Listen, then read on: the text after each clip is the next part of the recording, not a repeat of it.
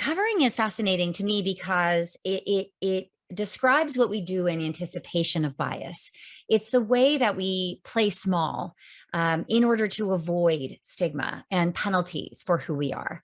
And it was a powerful concept for me because I felt myself instinctively doing this to seek psychological safety, for example, in a room where I looked around and didn't see anyone that looked like me or I assumed shared my identity. And as you can imagine, as you're sitting here listening to this, thinking about how you've downplayed certain parts of your identity, and given that what day it is, I think our gender and our gender identity and expression is very present for us as we think about how do systems and others react to us, and where does bias keep us back. My pronouns are she, her, hers, interestingly, so I identify as cisgender woman, and that does, enable me to move through the world in a certain way and not put extra energy towards that aspect. But being LGBTQ, obviously, is something I can hide, and that's not always true for all of us, but it's one of the identities that I carry where I can, quote unquote, pass, unless I disclose. And so, we're all kind of doing this dance with authenticity, and it's really exhausting. It's exhausting to be aware of and managing for people's reactions and our credibility, honestly, our authority to do what we are good at and wonderful at and brilliant at. And so I share that with you. I hope that it sort of resonates. And in their research report that Kenji Yoshino did with Deloitte, it showed that many of us are covering on a regular basis our appearance, who we affiliate with, who we associate with, and all kinds of different ways. And, this really captured my imagination when I thought about, so if we're all covering in the workplace, what is not being seen and learned about and appreciated and supported? And this is really where the rubber hits the road, I think, for belonging in organizations, is that, there are so many descriptors under this waterline of the iceberg. But what is it about icebergs that's so dangerous? Indeed, it is that so much is unseen, and what we don't know or see because it's not verbalized because of stigma, it can really hurt organizations. It can hurt the workplace culture and belonging. And so we instinctively keep these elements under the waterline, and we spend a lot of energy kind of keeping this waterline high so that we can stay safe. But the problem is that organizations of belonging, really healthy cultures, are not places where we're asking certain people to do double or triple work, to downplay a huge part and an important part of who they are, or parts plural of who they are.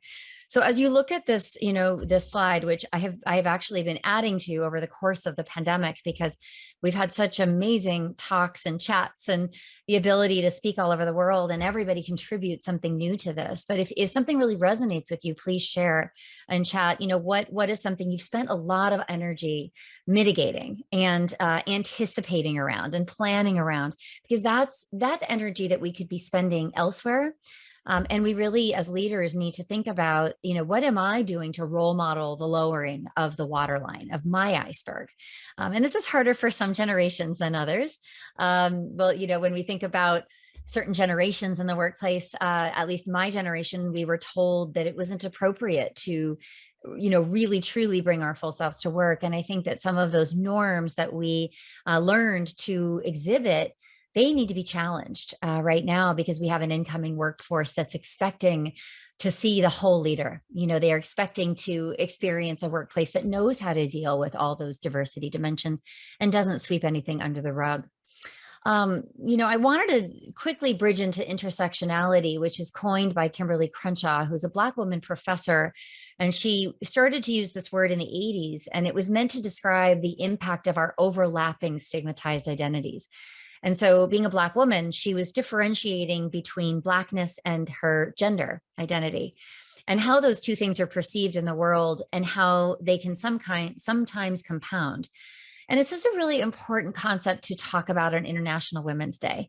I really strive to generate conversations about what is different for different identities of women. And it was when I learned about Dr. Crenshaw's work, it really hit me that I might be female and I might be LGBTQ+, but I'm also white. I also have multiple degrees. I grew up with certain socioeconomic means. There's a lot of aspects of privilege that I carry as well.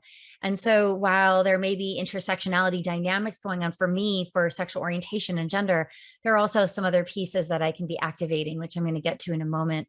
This is just very important, though, because I believe this incoming generation of talent is very comfortable with this concept and expects to be seen and wants to be seen for all differences.